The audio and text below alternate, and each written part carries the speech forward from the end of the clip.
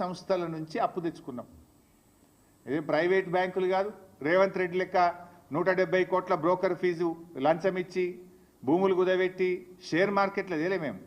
కేంద్ర ప్రభుత్వ సంస్థ ఆర్ఈసి పిఎఫ్సి దగ్గర మనం అప్పు తెచ్చినాం. తెస్తే ఇదే కేంద్ర ప్రభుత్వం ఇది ఎఫ్ఆర్బిఎం కంటే అదనంగా ఉన్నది అని రికవరీ పెట్టింది మన మీద. రికవరీ పెట్టింది కేంద్ర ప్రభుత్వం. మీరు అప్పు తెచ్చింది ఎఫ్ఆర్బిఎం పరిమితి దాటారు అని చెప్పి మనకేమో రికవరీ పెట్టారు. కానీ ఇప్పుడు ఆంధ్రప్రదేశ్కి ఏమంటున్నారు, మీకు 40,000 కోట్లు గ్రాంట్గా ఇస్తాం, ఇంకో 40,000 కోట్లు అదనంగా అప్పు తెచ్చుకోవడానికి ఎఫ్ఆర్బిఎం పరిమితులు దాటి కూడా మీకు పర్మిషన్ ఇస్తాం. అంటే ఆంధ్రప్రదేశ్కో నీతి, తెలంగాణకో నీతి. ఏం మేము భారతదేశంలో భాగంగా కాదా? మరి భారతదేశ అభివృద్ధిలో తెలంగాణ భాగస్వామ్యం లేదా? ఎందుకు తెలంగాణ పట్ల బీజేపీకి ఇంత కక్ష అని నేను అడుగుతా ఉన్నా. ఎందుకు బీజేపీ తెలంగాణ మీద పగబట్టింది అని నేను అడుగుతా ఉన్నా. ఇవాళ మీరు పోలవరం జాతీయ ప్రాజెక్ట్ ఇచ్చారు ఆంధ్రప్రదేశ్కు, సంతోషం, వి వెల్కమ్. మాకేం జలసీ లేదు. మాకెందుకు జాతీయ ప్రాజెక్ట్ ఇవ్వరు? మా పాలమూరు ఎత్తిపోతల పథకానికి ఎందుకు ఇవ్వరు? మా కాళేశ్వరంకి ఎందుకు ఇవ్వరు? మా సీతారామ ప్రాజెక్టుకి ఎందుకు ఇవ్వరు? ఆంధ్రప్రదేశ్కి ఆల్రెడీ పోలవరం జాతీయ ప్రాజెక్ట్ ఇచ్చారు. ఇప్పుడు రెండవది గోదావరి బండ్కచెర్లకు కూడా 80,000 కోట్ల రూపాయలు ఇస్తామంటున్నారు. దానికి 80,000 ఇస్తారు, పోలవరంకు 80,000 కోట్లు, దాదాపు 80,000 దాటుతుంది పోలవరం కూడా. అంటే 1,60,000 కోట్ల రూపాయలు ప్రాజెక్టుల నిర్మాణానికి ఆంధ్రప్రదేశ్కు సమకూరుస్తున్నారు. అందులో ఒక పై సంబంధం అన్న తెలంగాణకి ఇచ్చారా? 1%, 1,600 కోట్లని ఇచ్చారా అని అడుగుతా ఉన్నా నేను. ఇయ్యనప్పుడు 8 ఎంపీలు బీజేపీ గెలిచి ఏం ప్రయోజనం? 2 కేంద్ర మంత్రులు ఈ రాష్ట్రం నుంచి ఉండి ఏం ప్రయోజనం? మీరున్నది పదవులు అనుభవించడానికా, ప్రజలకు సేవ చేయడానికా? ఈ రాష్ట్ర హక్కులు కాపాడడానికా? ఈ రాష్ట్ర హక్కులు హరిస్తుంటే కళ్ళు మూసుకొని కూర్చోవడానికి ఉన్నారా అని చెప్పి నేను అడుగుతా ఉన్నా.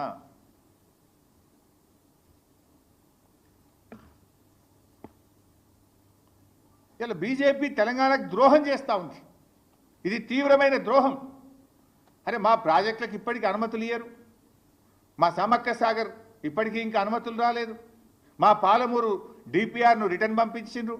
మా దిండి ప్రాజెక్టుకు అనుమతులు ఇయ్యరు. మా ఏమో అనుమతులు ఇయ్యరు. పక్క రాష్ట్రానికి అనుమతులు లేకుండా నిధుల వర్షాన్ని కురిపిస్తున్నారు, కనక వర్షాన్ని కురిపిస్తున్నారు. ఏ అనుమతులు లేకున్నా కూడా నిధులు ఇస్తాం, ప్రాజెక్టులు కట్టండి అంటున్నారు. ఇది ఎక్కడి నీతి? మరి ఈ రాష్ట్రం నుంచి బీజేపీకి ప్రాతినిధ్యం వహిస్తున్న వాళ్ళకు బాధ్యత లేదా అని చెప్పి నేను అడుగుతా ఉన్నా. ఈరోజు కిషన్ రెడ్డి గారు చొరవ చూపాలి. అవసరమైతే మీరే ఆపండి, లేదంటే అఖిలపక్షాన్ని తీసుకుపోయినా సరే ఈ గోదావరి బనకచెర్ల ప్రాజెక్టు, అక్రమ ప్రాజెక్టును నిలిపాలి, ఆపివేయాలని చెప్పి నేను డిమాండ్ చేస్తా ఉన్నా. లేదంటే మేమందరం ఢిల్లీకి వచ్చి సిడబ్ల్యూసి కార్యాలయం ముందు బీఆర్ఎస్ పార్టీ ఆధ్వర్యంలో ధర్నా నిర్వహిస్తాం.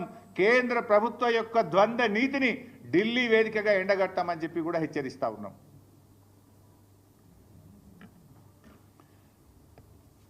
ఇవాళ కేసీఆర్ గారు చాలా ముందు చూపుతో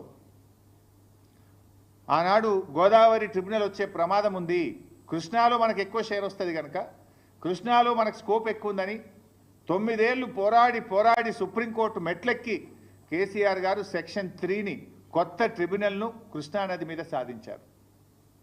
ఎందుకు? అక్కడ మనకు పరివాహక ప్రాంతం ఎక్కువ ఉంది, మనకు నీటి వాటా పెరుగుతుందని చెప్పి మేము సాధించినాం. ఆ రోజు గోదావరి మీద కూడా ఏదో ఒక రోజు ట్రిబ్యునల్ వస్తుందని ముందు చూపుతోని కేసీఆర్ గారు ఇవాళ ప్రాణహిత చేవెళ్ళకు ఆ రోజు 160 టీఎంసీలు ఉంటే కాళేశ్వరం ప్రాజెక్టుకు 240 టీఎంసీల నీటి కేటాయింపులు చేసినాం. దేవాదులకు 38 టీఎంసీలు ఉంటే 60 టీఎంసీల నీటి కేటాయింపులు చేశాం. సీతమ్మ సాగర్కు 67 టీఎంసీలు నీళ్లు కేటాయించాం. సమ్మక్క సాగర్కు 47 టీఎంసీలు కేటాయించాం. చెనాక కొరాటాకు 5 టీఎంసీలు, వార్ధా ప్రాజెక్టు తమ్మిడిహట్టి దగ్గర 20 టీఎంసీలు. ఇట్లా ఆ 969 టీఎంసీల మనకు నీటి కేటాయింపుల్లో దాదాపు 950 టీఎంసీలకు నీళ్లు కేటాయించి ప్రాజెక్టులను ప్రారంభించుకున్నాం. కొన్ని పూర్తి చేసుకున్నాం, కొన్ని ప్రాసెస్లో ఉన్నాయి. దాన్ని మీరు కొనసాగించి హక్కును కాపాడతారా? ఇవాళ నీవు ప్రాజెక్టులు పూర్తి చేయలేదు, నువ్వు పూర్తిగా నీళ్లు వాడతలేవు కనుక నీళ్ళు కిందికి పోతున్నాయి. రేపేమంటారు? ట్రిబ్యునల్ వచ్చినప్పుడు అరే గన్ని 100,000 కోట్లు 80,000 కోట్లు పెట్టి కట్టింది కదా, ఆ ప్రాజెక్టును మూలకు పెడతామా? ప్రజాధనం వృధా అవుతుంది కదా, నేషనల్ వేస్ట్ కదా అని రేపు నీళ్లు కేటాయిస్తారు కదా. ఇది ఒక కుట్ర, ఇది ఒక పథకం ప్రకారంగా జరుగుతుంది. మరి అన్ని నీళ్లు ఉన్నాయి, సముద్రంలో కలుస్తున్నాయి నిజమే అయితే చంద్రబాబు నాయుడు గారు ఆ రోజు కాళేశ్వరం ప్రాజెక్టు అనుమతులు ఎందుకు రద్దు చేయమన్నాడు? ఆ రోజు భక్త రామదాస్ ప్రాజెక్టు అనుమతులు ఎందుకు రద్దు చేయమన్నాడు? దీనికి సమాధానం చెప్పాలి కదా. నీళ్ళు బాగున్నాయంటున్నావు కదా, ఉంటే మరి ఆ రోజు ఎందుకు ఆపమని లెటర్లు రాసినావు? అంటే ఇది ఒక కుట్ర. ఇప్పటికైనా రాష్ట్ర ప్రభుత్వం మేల్కోవాలని చెప్పి కూడా నేను విన్నవిస్తా ఉన్నా. ఎందుకంటే అవి వరద జలాలు కాదు, తెలంగాణ రాష్ట్ర ప్రభుత్వం పూర్తి స్థాయిలో వినియోగించకపోవడం వల్ల కిందికి పోతున్నటువంటి జలాలవి. ఇకపోతే మరొక విషయంలో బీజేపీ తెలంగాణకు ద్రోహం చేస్తూ ఉంది. ఇప్పుడు బచావత్ ట్రిబ్యునల్, గోదావరి ట్రిబ్యునల్ ఒక అవార్డు ఇచ్చింది. పోలవరం ద్వారా 80 టీఎంసీల నీళ్లను మళ్లించినట్టయితే, ఏది కృష్ణా పరివాహక ప్రాంతానికి మళ్లించినట్టయితే ఆ 80 టీఎంసీలు పైన ఎగువన ఉన్న రాష్ట్రాలకు చెందుతాయి అని స్పష్టంగా బచావత్ అవార్డు ఇచ్చింది. బచావత్ అవార్డు అనేది భగవద్గీత ఈ దేశంలో, అది సుప్రీంకోర్టు కూడా దాంట్లో ఇంటర్ఫియర్ కాదు, అది భగవద్గీత లాంటిది. ఆ బచావత్ అవార్డు ఏం చెప్పిందంటే ఆ 80 టీఎంసీల్లో తెలంగాణకు 45 టీఎంసీలు, అదేవిధంగా కర్ణాటకకు 25 టీఎంసీలు, మహారాష్ట్రకు 14 టీఎంసీలు అని చెప్పింది. ఆ బచావత్ అవార్డు ప్రకారం కర్ణాటక అప్లై చేసింది సిడబ్ల్యూసీకి. ఇక వాళ్ళు ఆంధ్రప్రదేశ్ వాళ్ళు పట్టిసీమ పెట్టి నీళ్లు డైవర్ట్ చేసిండ్రు, మాకు 25 టీఎంసీలు ఇవ్వండి అంటే అప్పర్ భద్రా ప్రాజెక్టుకు 25 టీఎంసీలు కేటాయిస్తూ ఢిల్లీ వాళ్ళు సిడబ్ల్యూసీ అనుమతి ఇచ్చేసింది. అదేవిధంగా మహారాష్ట్ర వాళ్ళు కూడా ఈ 14 టీఎంసీలు మాకు చెందుతాయి, బచావత్ అవార్డు ఇచ్చింది. ఎందుకంటే వాళ్ళు పోలవరంకు నీళ్లు డైవర్ట్ చేసిండ్రు అంటే ఆ 14 టీఎంసీలను అలో చేస్తూ కేంద్ర బీజేపీ ప్రభుత్వం సెంట్రల్ వాటర్ కమిషన్ అనుమతి ఇచ్చింది. అదే పద్ధతిలో తెలంగాణ మనం 45 టీఎంసీలు మాకు దక్కుతాయి, ఓ బచావత్ అవార్డు ఇచ్చింది. ఈ 45 టీఎంసీలు మేము పాలమూరు ఎత్తిపోతల పథకానికి కేటాయించుకుంటున్నాము, దీనికి అనుమతి ఇవ్వండి అంటే డిపిఆర్ వాపసు పంపుతారు. అంటే ఒక అవార్డులో 3 రాష్ట్రాలకు కేటాయించింది, 45 తెలంగాణకు, కర్ణాటకకు 25, మహారాష్ట్రకు 14. కర్ణాటక 25 ఒప్పుకుంటావు, మహారాష్ట్ర 14 ఒప్పుకుంటావు, తెలంగాణ 45 ఎందుకు ఒప్పుకోవు? ఇది బీజేపీకి తెలంగాణ పట్ల ఉన్న వివక్షకు నిదర్శనం, కుట్రకు నిదర్శనం, కక్షకు నిదర్శనం. తెలంగాణకు బీజేపీ చేస్తున్న ద్రోహానికి ఇది ఒక ఉదాహరణ అని చెప్పి నేను మనవి చేస్తా ఉన్నాను. ఇంత దుర్మార్గంగా ఎట్లా వ్యవహరిస్తారు? సో అందువల్ల పాలమూరుకు ఈ డిపిఆర్ ఎందుకు వాపసు పంపిండ్రు? అదే బచావత్ ఇంకో మాట చెప్పింది, 90 టీఎంసీల కంటే ఎక్కువ తీసుకుపోయినా కూడా ఇదే నిష్పత్తిలో పై రాష్ట్రాలకు ఈ నీటి వాటాలు కృష్ణానదిలో కేటాయించాలి అని చెప్పిండు. ఇప్పుడు 200 టీఎంసీలు తీసుకుపోతా అంటుండు చంద్రబాబు గారు. 200 తీసుకపోతే బచావత్ ట్రిబ్యునల్ అవార్డు ప్రకారం ఏది 45-21-14 కదా రేషియో, 45 తెలంగాణ, 21 కర్ణాటక, 14 మహారాష్ట్ర.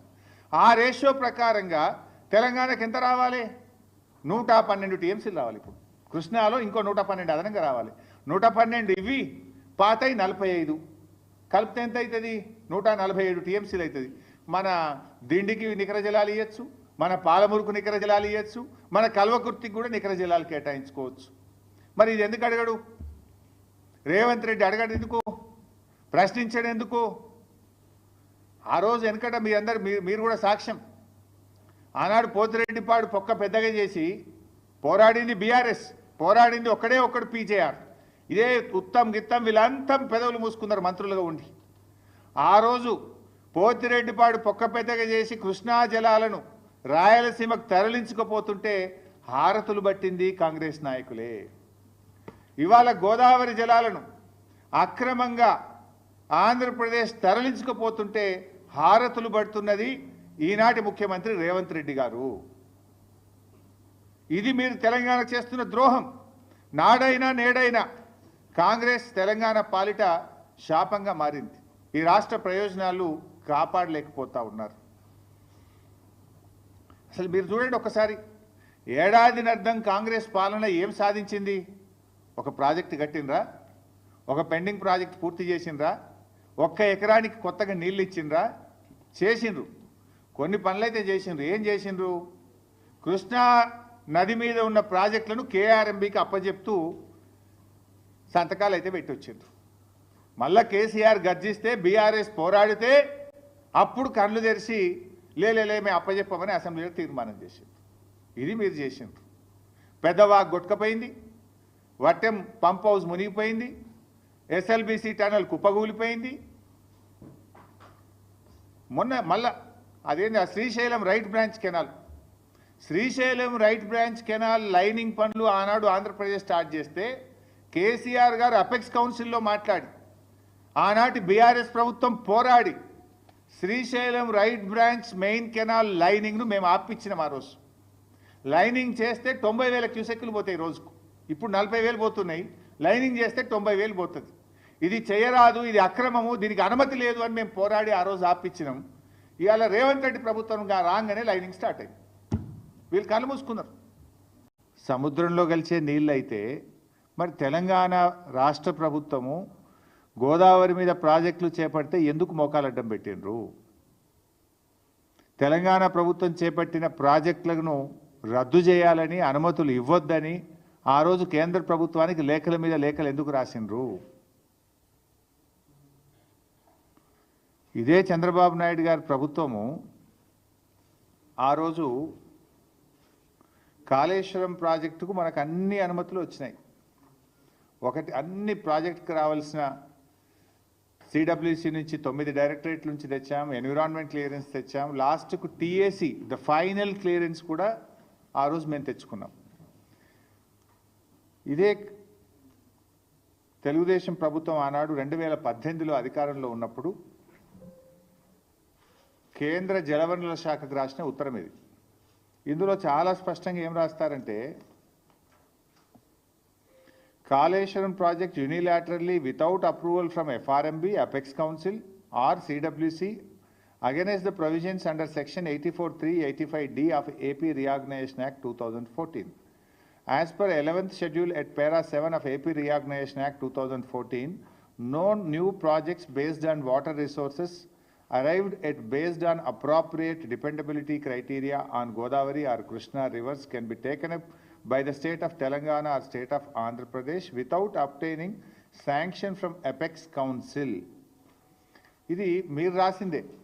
అయితే ఆ రోజు కేంద్ర ప్రభుత్వం కాళేశ్వరం కొత్త ప్రాజెక్టు కాదు, ప్రాణహిత చేవెళ్ళ కొనసాగింపే కాళేశ్వరం ప్రాజెక్ట్ అని చెప్పి ఆ రోజు కాళేశ్వరానికి కేంద్ర ప్రభుత్వం అన్ని అనుమతులు కూడా ఇచ్చింది. ఇట్లా చాలా ఉత్తరాలు రాశారు. చివరికి మనం తుమ్మిళ్ళ లిఫ్ట్ ఇరిగేషన్, మన భక్త రామదాస్ లిఫ్ట్ ఇరిగేషన్ కట్టాం గోదావరి మీద. భక్త రామదాస్ అనేది కూడా ఆల్రెడీ ఉన్న ఆయకట్టే, అది ఎస్ఆర్ఎస్పిలో భాగంగా ఉన్న ఆయకట్టుకు టేలెండ్కు నీళ్లు రావడం లేదని మనము చిన్న లిఫ్ట్ పెట్టి పాలేరు నియోజకవర్గానికి నీళ్ళు ఇచ్చాం.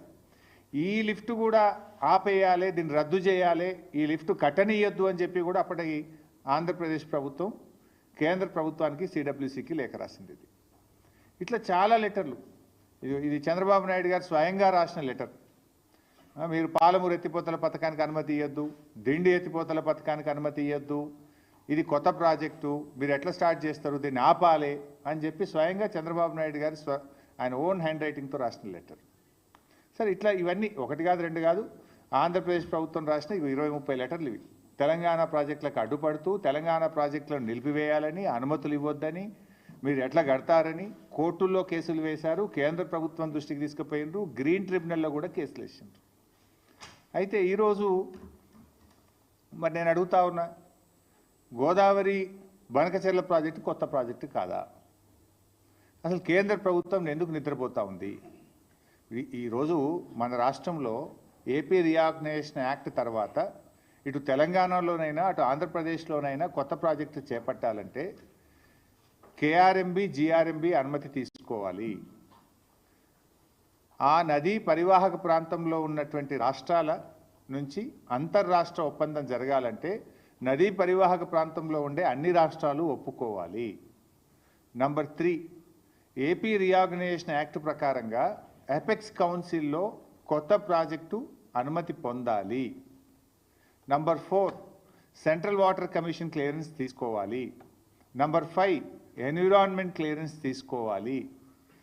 ఏ అనుమతి కూడా లేదు. ఇప్పుడు గోదావరి బనకచెర్ల ప్రాజెక్టుకు ఏ అనుమతి లేదు. నేను పైన చెప్పిన దాంట్లో ఏ ఒక్క అనుమతి లేకుండా నియమ నిబంధనలన్నీ బుల్డోజ్ చేస్తూ కేంద్రం జుట్టు తన చేతుల్లో ఉంది అని చెప్పి ఇష్టారీతిన రాత్రికి రాత్రి ప్రాజెక్టు రూపకల్పన చేసి ఇవాళ టెండర్లు పిలిచి ముందుకు పోతా ఉన్నారు. ఇది ఎక్కడి పద్ధతి అని నేను అడుగుతా ఉన్నా.